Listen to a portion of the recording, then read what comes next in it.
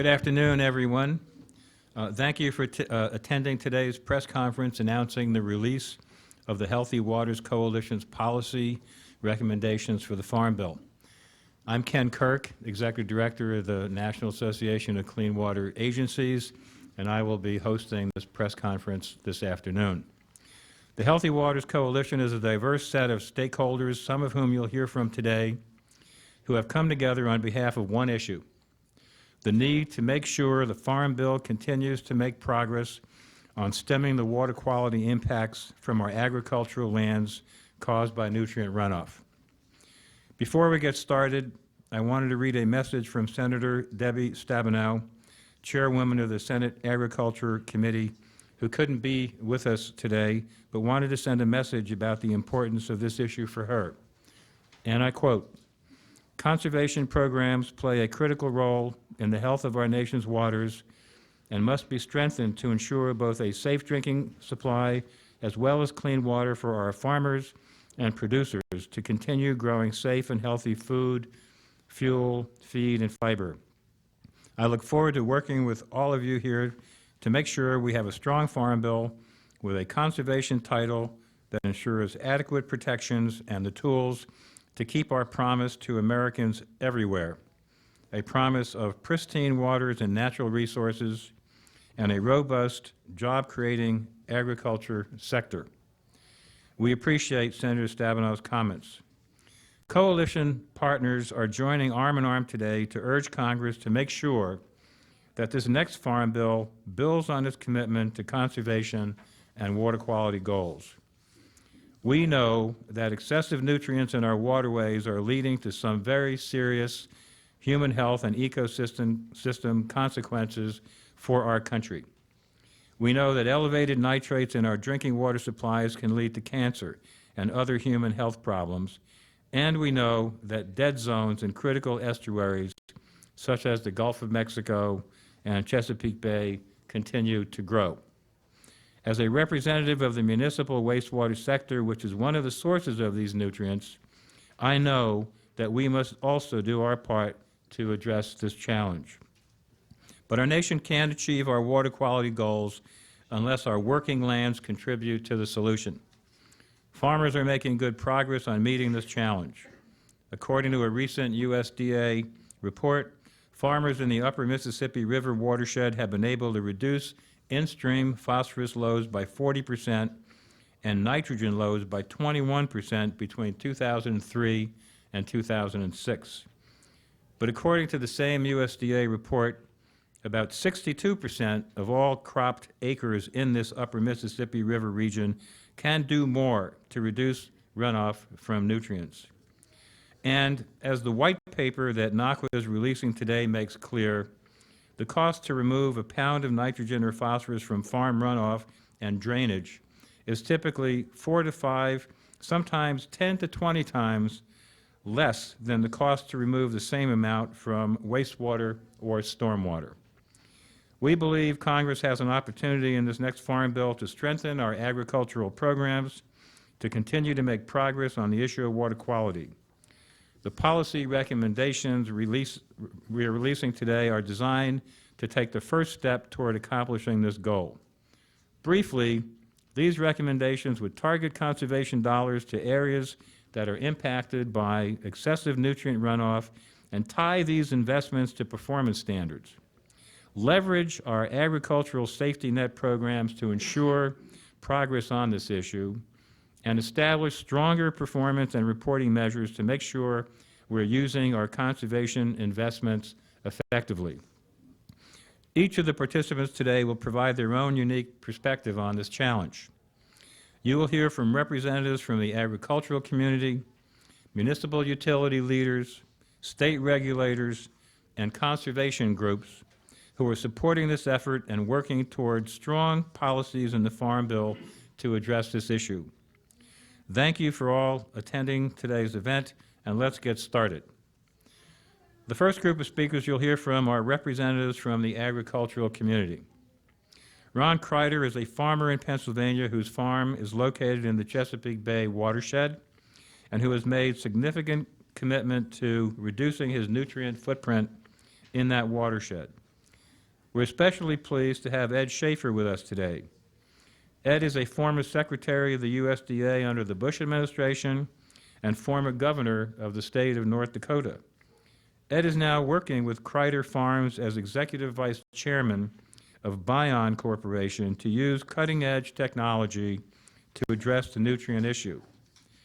And we also have Ferd Hefner, policy director of the National Sustainable Agriculture Coalition, who has been working on sustainable agriculture issues for over 3 decades. So will the three of you come up and talk to us?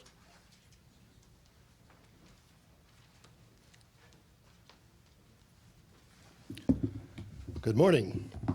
I'm not sure how I'm so lucky to be the first, but Pat says, it's the Farm Bill, and I'm a farmer, so, but farmers are usually way on behind. You got to drag them along. But anyway, good afternoon. I appreciate the invitation to be here today and talk about managing the precious resource of high-quality, clean, and productive water. My name's Ron Kreider, and I'm the third-generation owner and president of a 2,500-acre family farm operation in Lancaster County. We were founded in 1935, and we supply fresh quality eggs, premium ice cream, and milk throughout the Northeast and Mid-Atlantic region of the United States. Our farm is located on the scenic rolling hills of southeast Pennsylvania and lies in the Susquehanna watershed in some of the most productive non-irrigated farmland in the country. Our mission is to achieve excellence in delivering low-cost, high-quality products and to be good neighbors and stewards of the land and to operate clean and efficient state-of-the-art facilities. We are also proud to have been selected as the National Family Farm Environmental Excellence Award for our creative management and animal and bird waste on our combination dairy and egg farm, as well as numerous other awards and citations for our operations. Following in my grandparents' and parents' footsteps and now having the pleasure of seeing my son working on our farm, I know how important it is to manage the land and the water so it will remain productive and environmentally sound in our community. We must simply maintain the water quality, soil capacity, and surrounding infrastructure so future generations will be able to continue being a part of the economic landscape in our community. I'm aware that our operations could add to the enormity of the challenge of the Susquehanna and Chesapeake Bay watershed, but I feel strongly that we must do our part to preserve and protect the quality of the water that is so important to our community. Also, to maintain and sustain an economically viable farm operation, we have to seek out ways that are efficient and affordable. That is why we are working with Bion Environmental Technologies to remove nutrients at our livestock and poultry operations before they ever enter the watershed. Bion invested $7.8 million on our farm to set up an operation to remove nitrogen and phosphorus from the manure that is generated on our sites. The state of Pennsylvania permitted the treatment plant on site, and third-party laboratories verify that nutrients generated are actually being removed from the Chesapeake watershed. And we are able to reuse the nitrogen on our feed crops that grow in the fields instead of purchasing commercial fertilizer, which reduces, again, the nutrient load resulting from our operations. Kreider Farms and Bion are working together and proving that affordable, locally focused nutrient management can help improve the water quality in our communities. This is something that all of us need to commit to so we can preserve our land and natural resources that will be so critically important to the sustainability of our future. It was a pleasure for me to be here today. Thank you very much.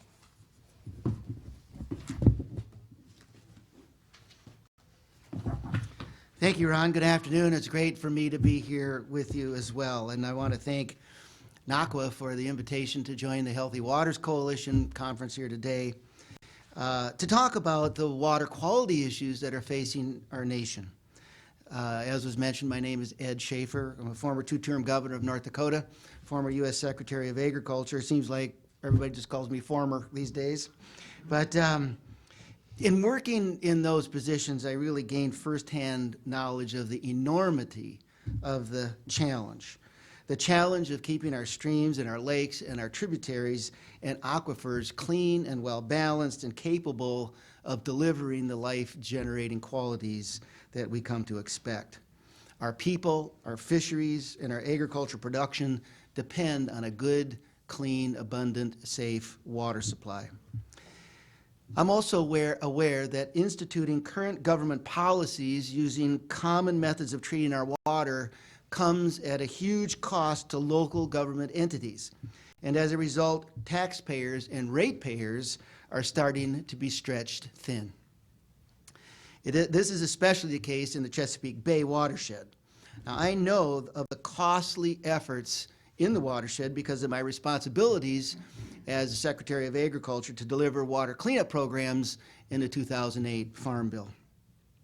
And this is why I was excited about working alongside Ron Kreider with Bion Environmental Technologies to help remove nutrients before they ever even enter the watershed. As you know, an overabundance of nutrients entering our waterways is causing problems with hypoxia, which results in diminished biota, plant, and aquatic life. And currently, the most proven method of removing nutrients falls to our municipal water treatment facilities. Their water input and output can accurately be measured, and nutrients being removed can be accounted for. One of the big contributing factors of nutrients in our water supplies is certainly agriculture activity. And within that sector, the animal and bird populations are large contributing factors. Now, I joined forces with Bion a couple of years ago because I liked the patented biological process of removing nutrients from animal manure. And because I firmly believe that agriculture and agriculture operators are good stewards of the land and want to grasp onto environmental responsibilities, this allowed an opportunity for affordable management plans with equipment and processes that actually get the job done. You heard about how this dairy farmer invested in the technology, and because he helps, like it does better for the environment, and that's part of his responsibility in his farming operations. The Bion system allows for nutrients to be removed right where they're being generated. So the measurements of nitrogen, for instance, are easily identifiable. They're removable not by hopeful computer models, but by actual verification of nutrients being removed by third-party laboratories, certifying to authorities that these nutrients are being removed. And think about how important removing nutrients from the source is to the community. Nitrogen and phosphorus can be removed before they take that long travel through the creeks and the streams and the aquifers on the way to municipal water treatment facilities. Not only can the long-term government requirements of nutrient removal from the Chesapeake Bay be met, but the local water supply systems are benefited so the community can enjoy clean water systems well before the wastewater and stormwater treatment facilities get involved. If we really want to improve our water quality, we need to put together nutrient trading systems that will allow the municipalities to lower their costs and the producers to invest in the needed equipment and processes.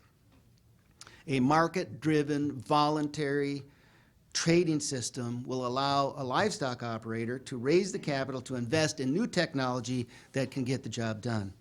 Bion is currently engaged in trying to generate a request for proposal program with the state of Pennsylvania that can be a model for other states. We're also working with USDA and EPA in an effort to generate national policy. And with this program, facilities that need to reduce nutrients because of government mandates can issue an RFP and seek the lowest cost and most effective method of making those reductions. I'm convinced that by using new technologies like Bion and working with new nutrient trading policies that we can reduce nitrogen flowing into the watershed. Also, we can provide lower cost to ratepayers and taxpayers as they commit to cleaning up the water that is so necessary for our people, for our plants, and our aquatic life. A positive impact on water environment in our future is reachable with the new technologies of today if we design public policies that allow them to flourish. And I want to thank again the Clean Water Coalition and NACWA for their efforts to move this conversation into the public domain so that all of us working together can generate public policy for the needed improvements for our water environment.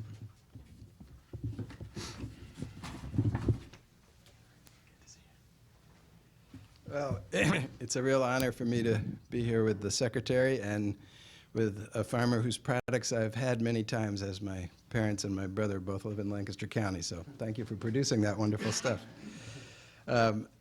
Ferd Hefner with the National Sustainable Agriculture Coalition. We're an alliance of over 90 grassroots farmer-based organizations from coast to coast that since 1988 have been working on federal policy reform to try to move agriculture in a more sustainable direction. It's great to hear the activity going on in Pennsylvania, and we have farmers right now this week in town on our annual spring lobby days and working on Farm Bill in particular, and I left them. Hopefully they're not getting lost on Capitol Hill. I'll go rejoin them later this afternoon. I do want to just sort of bring this discussion into the Farm Bill and just make a couple of brief points. Obviously, this is a Farm Bill year, a difficult Farm Bill year in many respects, but nonetheless it is one, and we want a Farm Bill now, as in this year. It's going to be a difficult climb, but a really important one. An extension of the current Farm Bill is not a viable option in our opinion, and nor is it an easy option. We might as well do the real deal. That being said, we also want a robust and comprehensive Farm Bill, not a quick rush job that leaves out a lot of the important activities, including but not limited to the conservation title, which is near and dear to our heart. It's very, with respect to the conservation title, it's a very high stakes activity right now. You know, I think very luckily the last three Farm Bills have built up quite a bit of support and funding for working lands conservation. From next to nothing prior to that to now it being, together, the working lands programs being the biggest thing in the Farm Bill budget and in the conservation arena, and I think that's really important. And it was forward-looking, because now we really need that more than ever with the production pressures that we're under currently. We need every single one of those dollars that were hard fought and hard gained, and we need to make sure every one of those dollars is working to its most effective use. And I think that's where the Healthy Waters Coalition initiative comes in. To make sure that in those areas, and there are many, where nutrients is perhaps the priority resource concern, that we're really using all the tools that we have in the Farm Bill toolbox to address that question and really focus some dollars there in hopefully effective ways. So that is extremely important. We're a signatory of the Healthy Waters Initiative document that went to Congress earlier. And also have spent some time trying to turn that those words into an actual legislative proposal that is well on its way to making its way to Congress, and we hope ultimately being included in the Farm Bill. Another thing that we really need, besides maintaining dollars and targeting those dollars in the conservation title, is to make sure that over the long haul we're really achieving the outcomes, the environmental outcomes that we want out of those Farm Bill dollars. And so it's really important to us that there be a much more explicit monitoring and evaluation effort that's geared towards figuring out what we are getting for the investment. Are we spending the money correctly? And what are the outcomes? So that's also part of the Healthy Waters proposal, legislative proposal, is to move forward in that respect. You know, in the face of 95 million acres to be planted to corn this year, I just pick on that statistic, which is the most since World War II, to just drive home the point that the pressure is enormous. And ultimately, you know, if we're going to solve water quality problems, we're going to have to reinvent the farming system. That's a much bigger task, perhaps, than the conservation programs can take on by themselves, but it is nonetheless the task at hand. So it's very important as we move forward on Title II programs that we keep one eye focused on how do we develop the farming systems of the future that don't pollute, that don't use as much petroleum, and that address climate change and obviously the water quality issue that we're here to talk about today. So that's really important. My organization is really dedicated, particularly of making sure that our conservation programs are supporting farmers doing alternative farming systems that really get the job done. And so I pull that one out in particular to highlight, since that's our particular interest. And then last but not least, I think as we look at the Farm Bill and the dollars and how they're spent, you know, even counting whatever gets reduced in the upcoming Farm Bill, let's assume it's similar to what was produced last year for the Super Committee but didn't ultimately happen. You take those dollars out of the cut, we're still going to spend at least $150 billion on commodity and crop insurance subsidies over the next decade. And for those who have been around farm bills, you know that the official Congressional Budget Office score on these things is almost always lowballed. You know, you come back 10 years from now and it's almost always we've spent more than what we predicted. But conservative estimate, $150 billion over the next 10 years. And one thing that we really want to see is that there are basic conservation requirements that all farmers who want to partake in that subsidy system need to do just as a matter of course. It's something that the vast majority of farmers support. Nobody wants to see neighbors getting away with bad practices, cutting costs, cutting corners, and polluting rivers and streams. So we think it's high time that we renew that support for what Congress calls conservation compliance, or what the law calls conservation compliance, but is really the basic social contract with the American people that in return for various production supports, that there's also an expectation that you're going to take care of the land.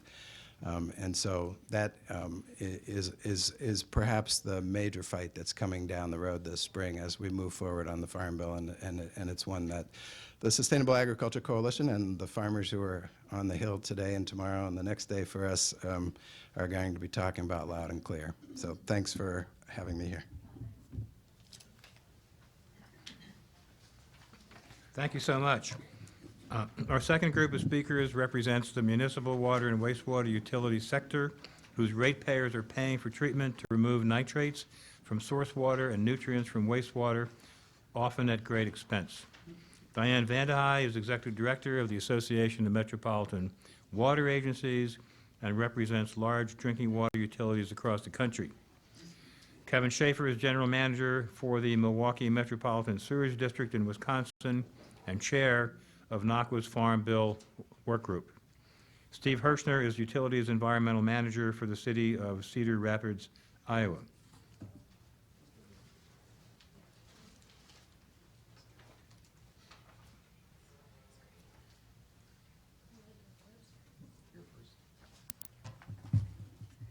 Good afternoon. My name is Diane Vandehei. I'm Executive Director of the Association of Metropolitan Water Agencies, or AMWA. The organization is made up of the largest municipal water systems in the U.S. One of their, all of our drinking water members share a strong interest in protecting drinking water sources from excessive agricultural runoff, particularly nutrient pollution. I'd like to speak today about the experience of our member in Iowa, Des Moines, Iowa, because as a drinking water system located in the middle of the Farm Belt, they exemplify the challenges water utilities face in removing excess nutrient pollution from their water before it reaches the tap. Des Moines Water Works provides drinking water to approximately 500,000 citizens in the middle of the heartland, in the middle of Iowa. Approximately 85 to 90% of Des Moines' watershed are in highly drained row crop and livestock production, meaning that everything done on the land impacts the quality and quantity of the drinking water available to the people of Iowa. The consequences of excess nutrient runoff into drinking water sources are well documented. High nitrate and phosphorus levels promote blooms of harmful algae and cyanobacteria, which impart unpleasant tastes and odors to treated drinking water and increase the organic carbon content of drinking water. This organic carbon, in turn, reacts with chlorine during the drinking water disinfection process to produce new compounds that are also regulated contaminants and may have negative health effects on human beings. Algae and cyanobacteria can also penetrate sand filters during the treatment process. This increases water turbidity, which is also regulated by the US EPA. Turbidity is a contaminant. In the early 1990s, high nitrate concentrations in Des Moines source waters led to the utility spending $3.7 million constructing a nitrate removal facility. This facility, capable of treating 10 million gallons of water per day, helped bring Des Moines back in line with EPA's drinking water standards for nitrates, but at a cost to utility ratepayers who are not responsible for the initial nutrient pollution. During an average year, the facility's operating labor costs approach $135,000. If we do not take action to keep nutrients out of our source waters, more and more utilities will face similar costs. Given these circumstances, AMWA fully supports the policy recommendations of the Healthy Water Coalition to protect the nation's water resources from excessive nutrient runoff. We urge Congress to take advantage of the unique opportunity to facilitate a more holistic approach to conservation and water quality protection among all regional stakeholders. Encouraging regional cooperation to protect water quality will not only benefit farmers who are managing their working land with care, but it will also help downstream water utilities who today must remove excessive levels of nitrogen and phosphorus pollution to their ratepayers' expense. While Des Moines Water Works and AMWA's entire drinking water utility membership will do whatever it takes to remove these contaminants from their finished water, the most effective solution is to keep excessive nitrate levels out of the source waters in the first place. In closing, we urge Congress to maintain a strong conservation title in the 2012 Farm Bill and to work with us to make conservation programs more effective for all watershed stakeholders. Des Moines Water Works is working hard to keep their drinking water clean and safe, but they cannot do it alone. It is critical that Congress not miss this opportunity to strengthen nutrient runoff controls in the 2012 Farm Bill. I just want to say on a personal note, I really enjoyed the previous presentations from the farm community. Sometimes it seems that we don't talk together.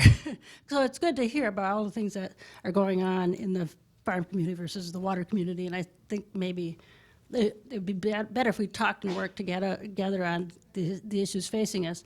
And one last point I want to say, I grew up in the middle of Wisconsin. All of my parents and their relatives were farmers, dairy farmers. I have many friends who still run their family farms, and I know they care about the land.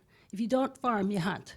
So you got to care about the land and how you got to be a good steward of the land, and they try very hard at personal expense to do that. So I have an affinity for what you're saying, in addition to the water community that I also represent. Thank you.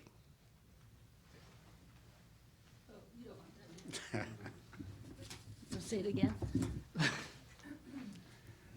Good afternoon. Again, my name's Kevin Schaefer, Executive Director, Milwaukee Metropolitan Sewage District. The first time I've ever been on a presentation where there's been two Schaefers, so this will be the first. I want to thank the coalition for having me here today, and I think it's important that as we start talking about the future, we think about where we've been in the past. And this year marks the 40th anniversary of the Clean Water Act. And 40 years ago, we realized that we needed to do something to clean water in this country. So one of the best pieces of environmental legislation was passed, and today we celebrate 40 years of that.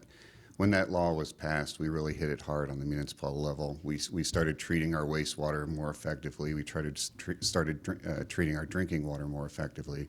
So we really made huge improvements. And I think it's important today to realize that what we look at as baseline conditions is really much better off than it was 40 years ago.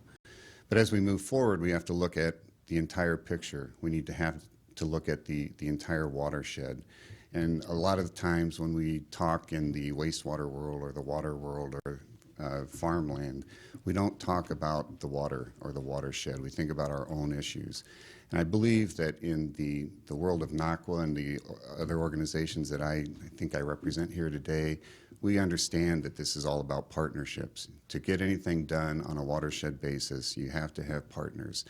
So we started doing this in Milwaukee in around 2000.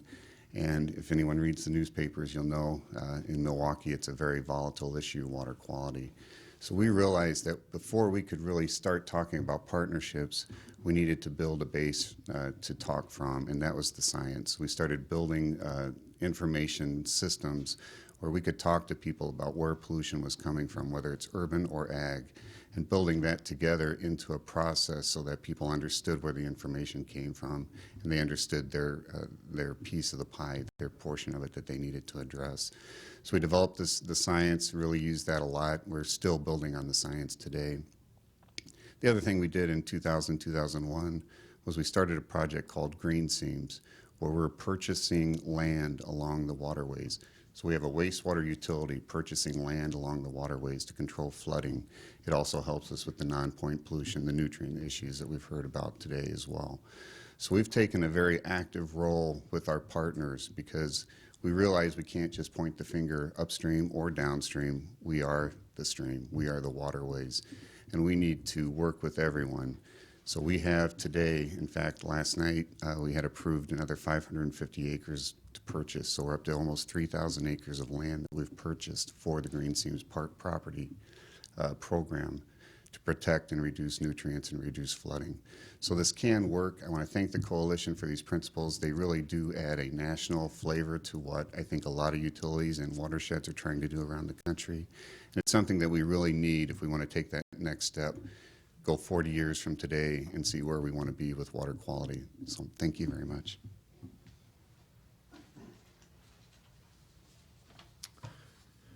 Thank you. I'm Steve Hirschner. I'm the Utilities Environmental Manager for the City of Cedar Rapids, Iowa Water Pollution Control Facilities.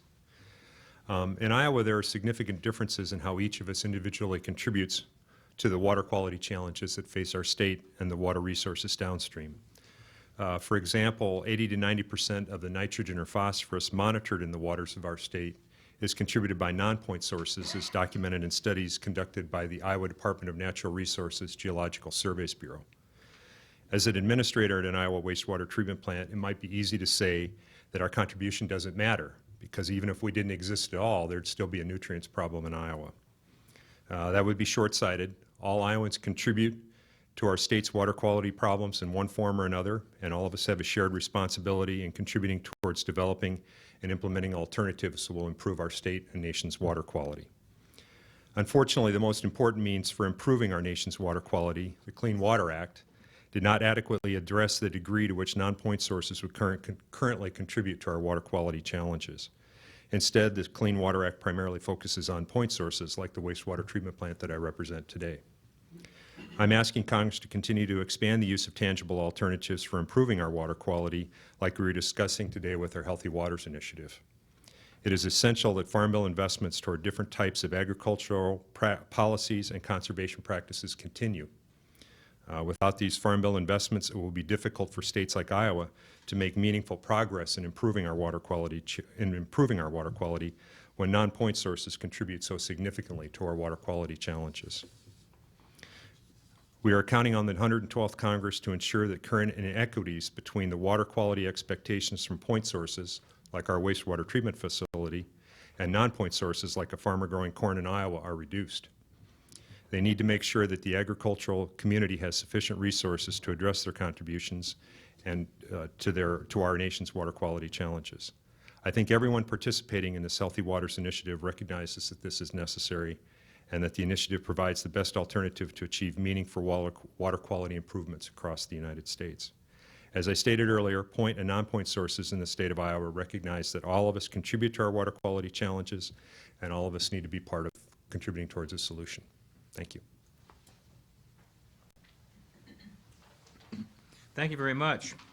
Our next set of partners represent state regulators whose job it is to oversee compliance with the Safe Drinking Water Act and the Clean Water Act, and who are also facing the nutrient challenge in most every state. Jim Taft is the Executive Director of the Association of State Drinking Water Administrators, and Alex Dunn is Executive Director of the Association of Clean Water Administrators. Jim, Alex? Want me to go first? Sure, please. All right. Well, good afternoon, everyone. I'm Alex Dunn, as Ken said, Executive Director of the Association of Clean Water Administrators, and it's great to be here with the coalition to talk about such an important issue, nutrients. We represent the 50 state water quality directors. These individuals are charged with administering the Clean Water Act, but also for providing clean water to the citizens of every state in the nation. Those citizens don't discriminate the sources of pollution to their water. What they want is they want to be able to go out and recreate. They want to be able to go out and kayak. They want to know that their source water for drinking water is clean. They have industries that need clean surface water to use for industrial processes. So we have to look, as Kevin Shaver said, at the whole picture, the whole watershed. Where are the sources of pollution?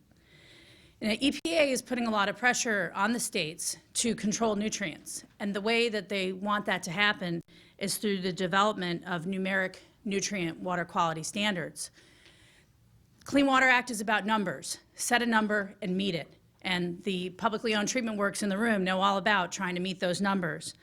Well, it's pretty manageable when you're talking about a toxic pollutant where you can set a number and you know above that number something bad is going to happen. Something toxic will happen in the watershed.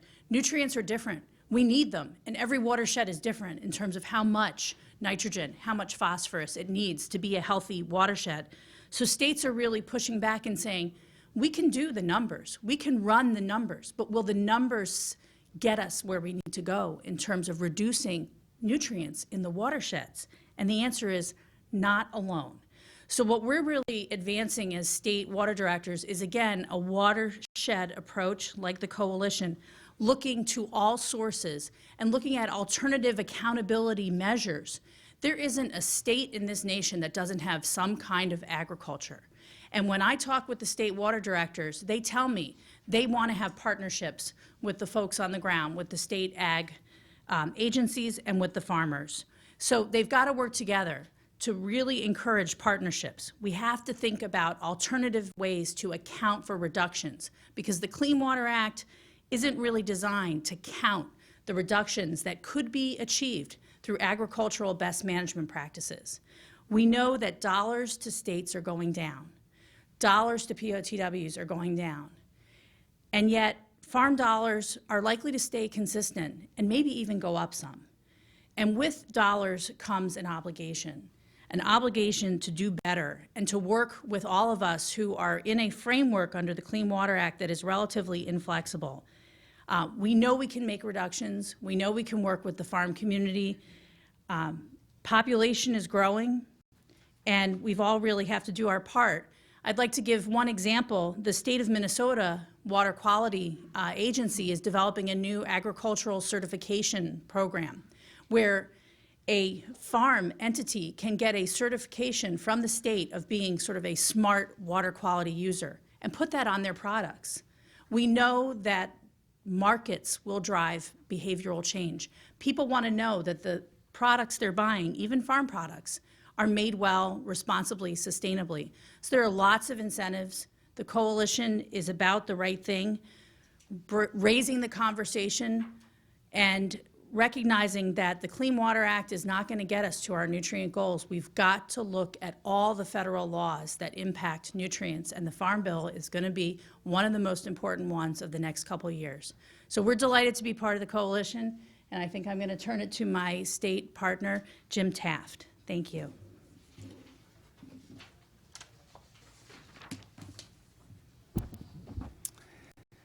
Good afternoon. I'm Jim Taft with the Association of State Drinking Water Administrators. We represent the men and women who administer their drinking water programs in the 50 states, the 5 territories, and the Navajo Nation. We are engaged in using all of the tools in the Safe Drinking Water Act to ensure safe drinking water for the citizens that consume water from public water systems.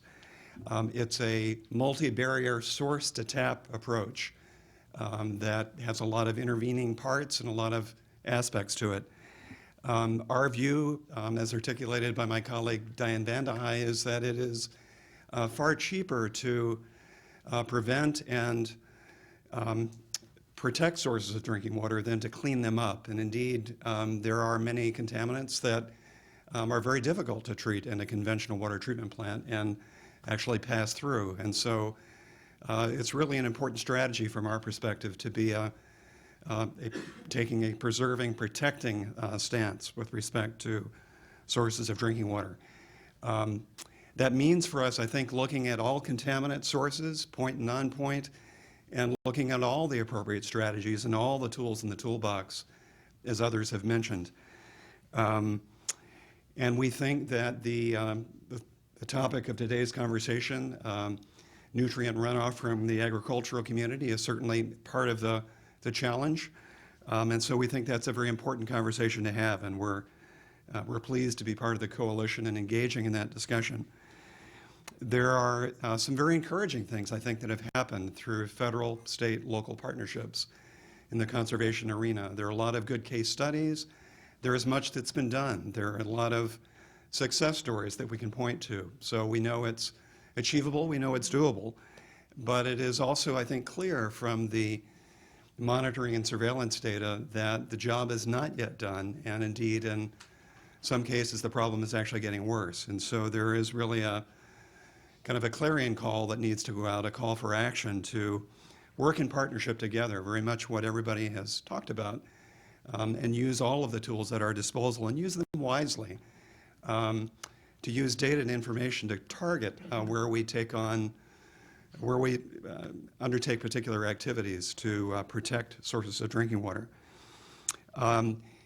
Many states working with their water utilities are very much challenged by nitrate, high levels of nitrate, algal toxins, co-occurring contaminants that sort of come along with those, microbiological contaminants, and as Diane mentioned, organic material that can be a precursor for disinfection byproducts.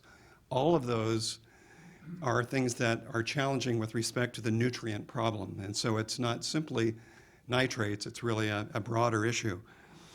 And so we are very interested in seeing how we can sort of best use these tools and looking at the Farm Bill, try to leverage and use most wisely the resources that are available to us. So that's our perspective.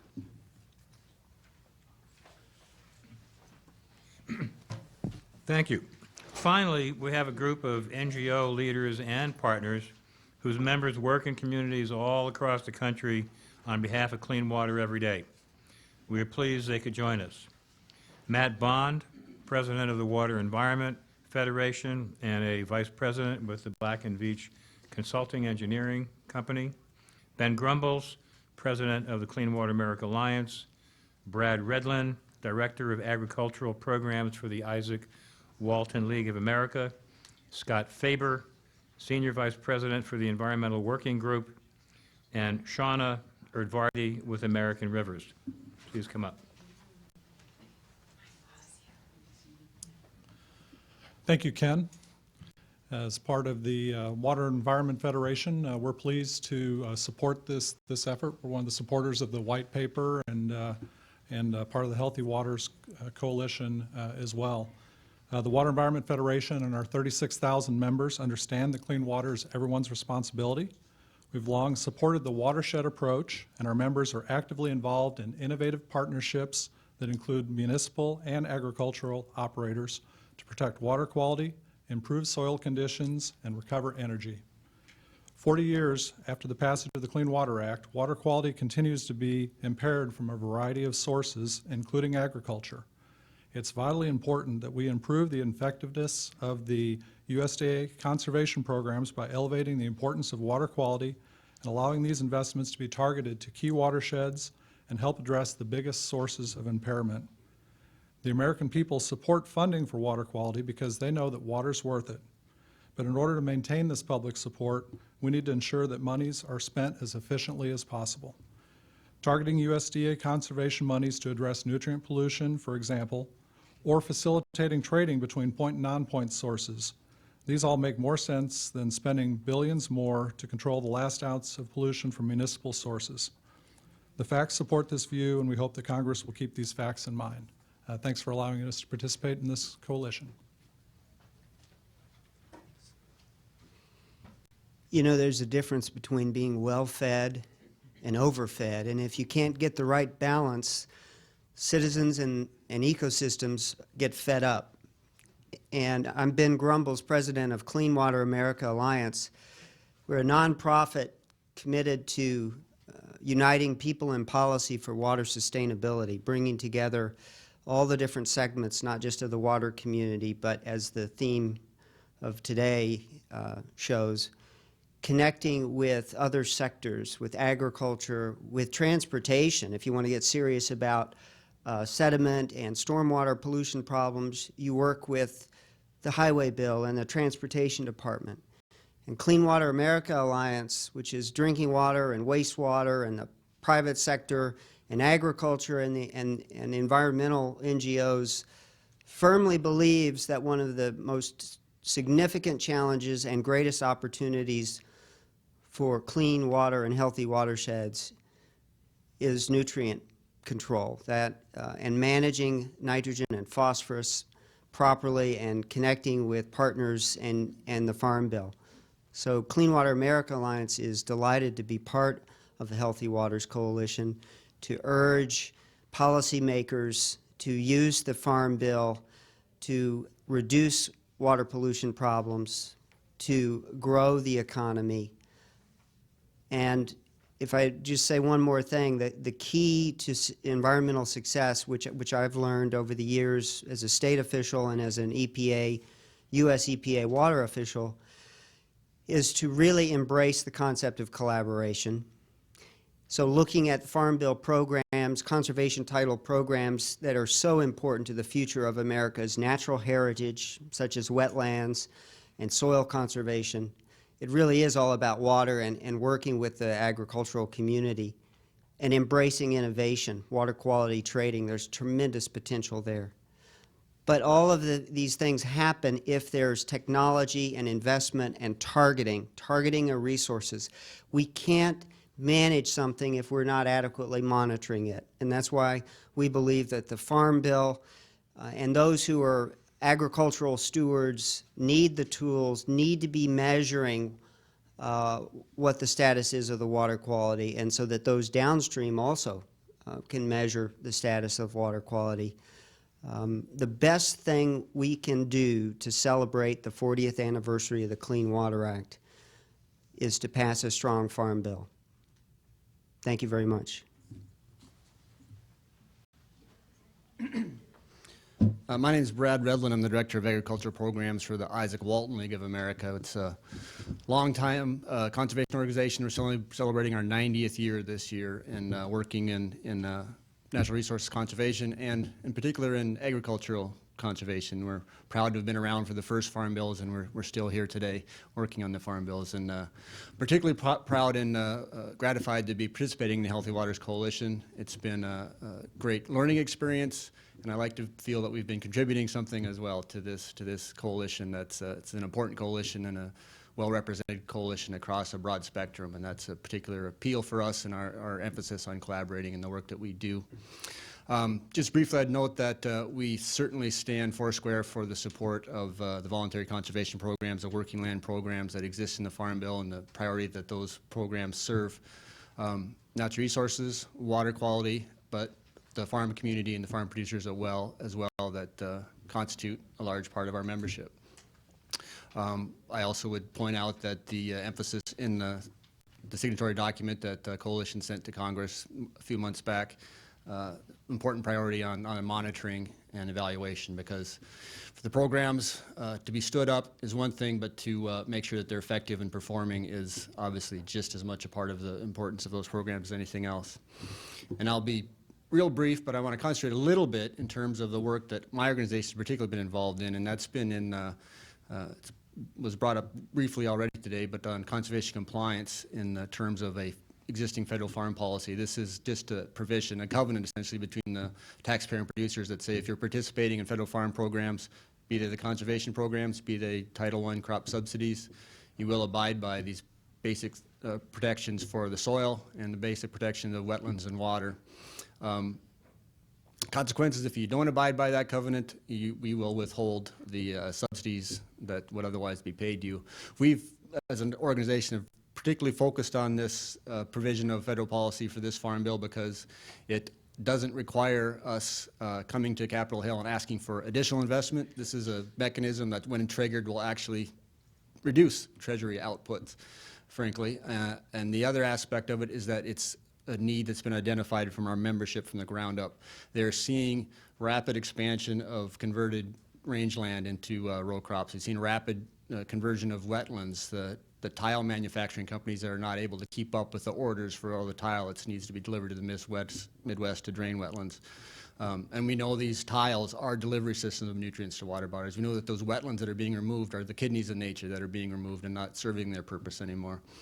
And the final point to be made to bring this all together is that in today's environment, in 2012 Farm Bill, those who follow the Farm Bill know that there's one biggest part of the Farm Bill budget, food stamps and nutrition title. The second biggest budgetary item in the Farm Bill is the federal crop insurance program. $7.4 billion in subsidies this past spring.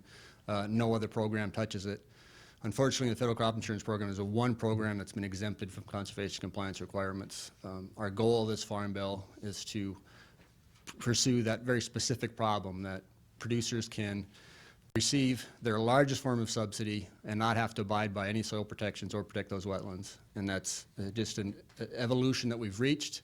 I don't believe it was intended or designed by policymakers, but the fix is there for us, fortunately, in the form of conservation compliance, so we can reattach that to crop insurance and bring those protections to all subsidies that producers receive. Thank you. Thank you. Excuse me. I'm Scott Faber with the Environmental Working Group. Ironically, Ben and I both fly fished with Isaac Walton, so I think that's only fly fishermen would understand that joke. I think we all know that farmers can produce far more than food and fiber. They can also produce cleaner water. And this Farm Bill is really a referendum on our nation's commitment to share the cost of cleaner water with agriculture. Renewal of farm and food policy provides two critical opportunities to protect our drinking water supplies. One, to renew the conservation compact between farmers and taxpayers that provides farmers with a safety net in exchange for steps to reduce polluted runoff, what's called conservation compliance. And two, to strengthen the programs that share the cost of additional practices that keep our water clean. Now, unfortunately, today, 2 out of 3 farmers are turned away when they offer to contribute to cleaner water because of insufficient USDA funding. Let me close by simply saying we urge Congress to renew our conservation compact with farmers, what's called conservation compliance, and to strengthen the programs that help finance cleaner water. Thank you. Great. Hello and good afternoon, everyone. It's a pleasure to be joining this esteemed panel of agriculture, municipal and state and conservation communities who are all coming together to work on this Healthy Waters initiative. My name is Shauna Udvardy. I'm the Director of Flood Management Policy for American Rivers. American Rivers is the leading conservation organization standing up for healthy rivers and clean water. Healthy rivers are important to people. They provide clean drinking water, support local economies, and connect us to recreation, nature, and to each other. Polls show that clean drinking water is the top environmental concern for Americans across this nation. Beyond protecting clean water for swimming, for fishing, and drinking water, it's important for many businesses, from recreation to from the outdoor industry to the manufacturing sector, all of whom rely on clean access to water. As the nation celebrates its 40th anniversary of the Clean Water Act, it's more important than ever for Congress to ensure that agriculture producers are doing their fair share for clean water. So today we've heard a lot of different recommendations, many of which American Rivers shares. I wanted to emphasize two from our perspective. First, Congress must ensure that we have strong Farm Bill conservation programs that exist to help agricultural producers to implement simple, cost-effective conservation practices. These practices include things like conservation easements for protecting wetlands and floodplains. They include things like soil erosion programs that can keep soil and water on the land, and technical assistance that can help farmers to ensure that they're complying with different conservation programs. So all of these practices combined, when tied to compliance, can really ensure and are proven to ensure that we can clean up our waterways. But they also come with other benefits, things like flood storage and wildlife habitat, all of which we care about. The second is we want to ensure that the Environmental Protection Agency set up a nutrient standard so we know when we're doing a good enough job and then we can know when we need to do a better job. So these two actions, we believe, will ensure a win-win-win, a win for clean water and rich topsoil, also a win for agricultural producers, and then finally a win for citizens across the nation that depend on clean water for multiple uses. Thank you.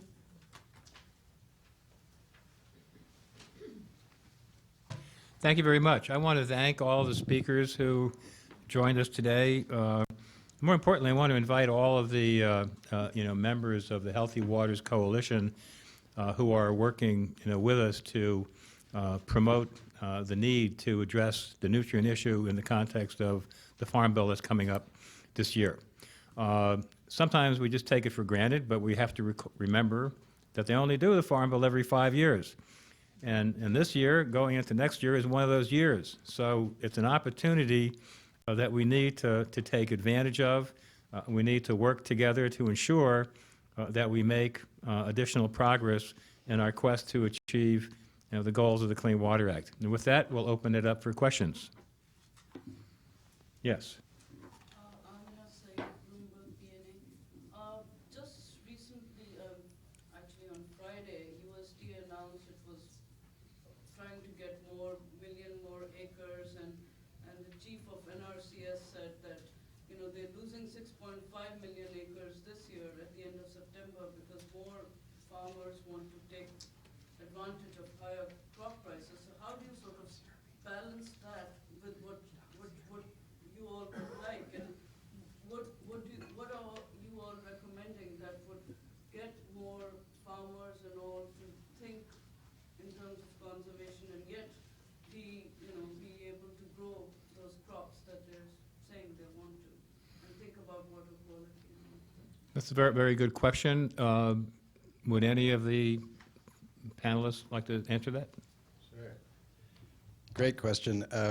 So there's a balancing act here. The Conservation Reserve Program, which is the largest of all the conservation programs, but the only one that's focused on land retirement per se, is because of market forces beginning to decline in size.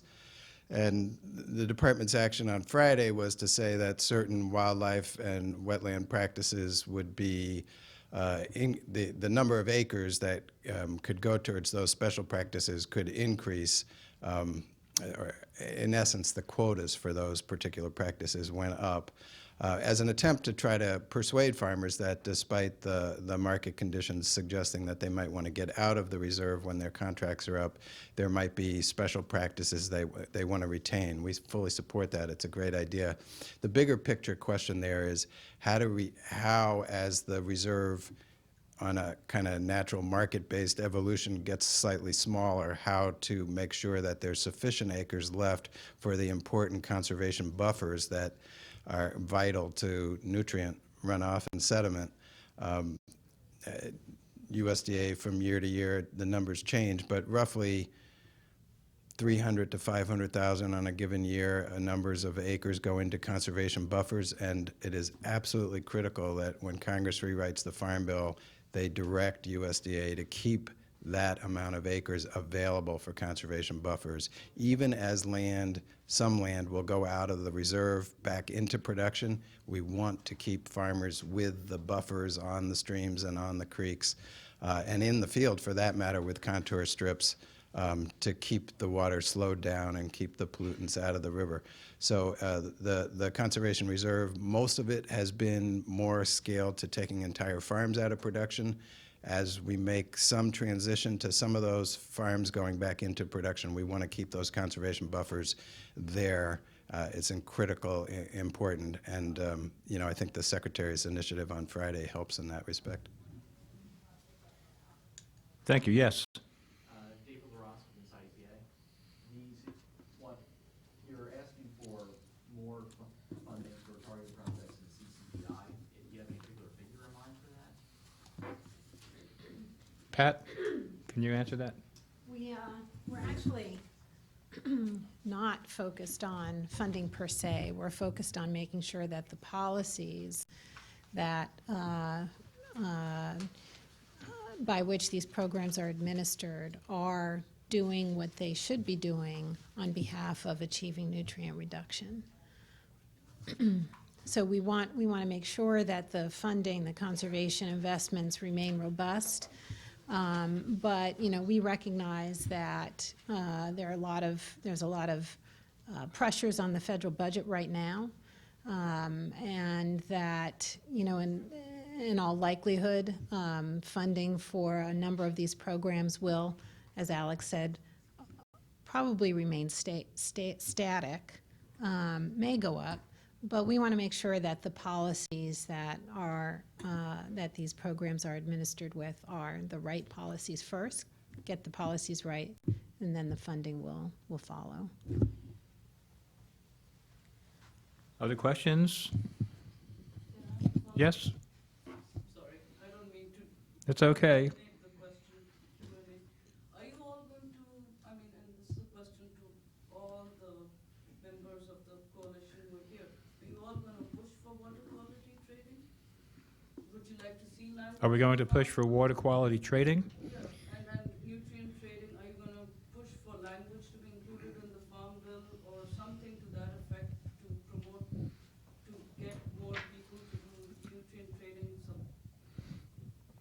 I don't believe the policy recommendations deal with the issue of trading, but I know that our organization is very committed to working with our other partners around the country on clean water issues and hopefully developing a trading program that works for both the farmers and also for our members. As I indicated at the beginning of our session, our white paper indicates that the cost associated with dealing with this issue through our ratepayers around the country is extraordinarily high.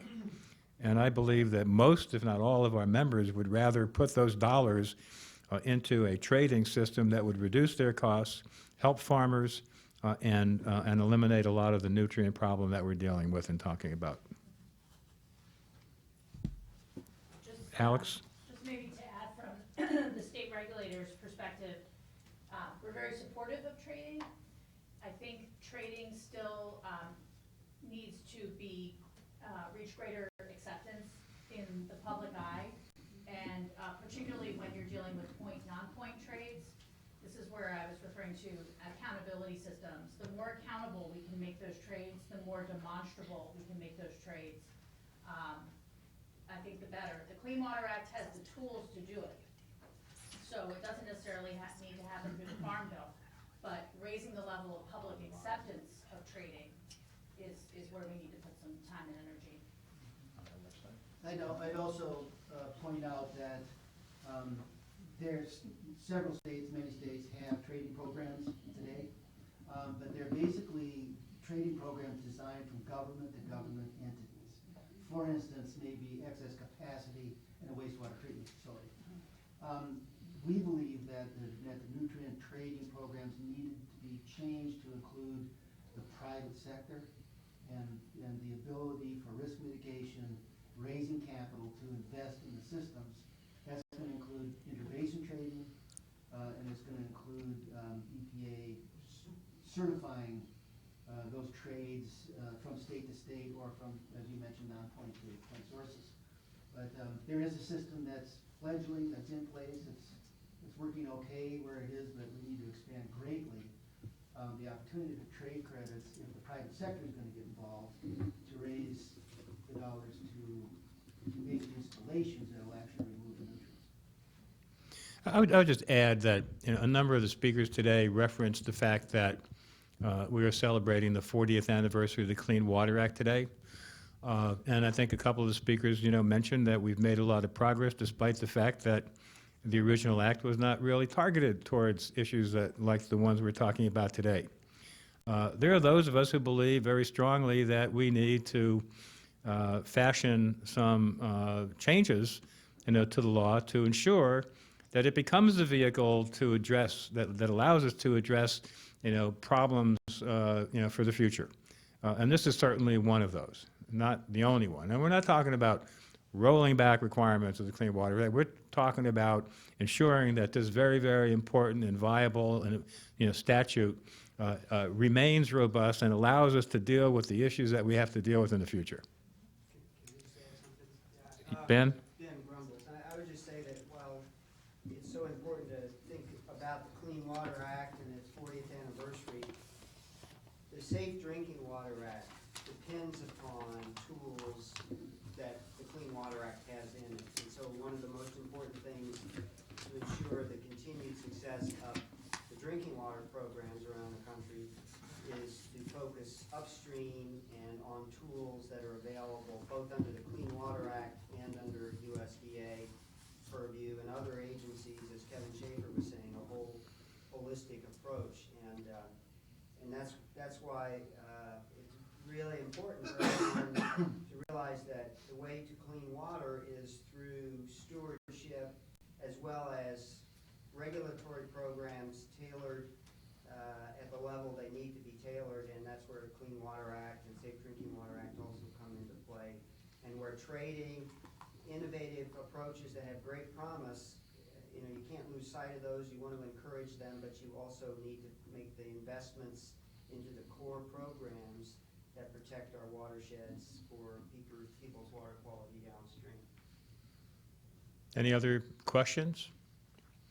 If not, I want to thank you all again for being here. By the way, this press conference has been videotaped, and if anybody wants to view it or get a copy of it, you can go to the NACWA website. Also, please eat some of the food on your way out. It's for you. Thanks again for being here. We look forward to working with you in the future. I enjoyed your remarks. I worked with folks in your state, Department of Water Quality, Steve Nolans, and Ryan McGinn. Long time.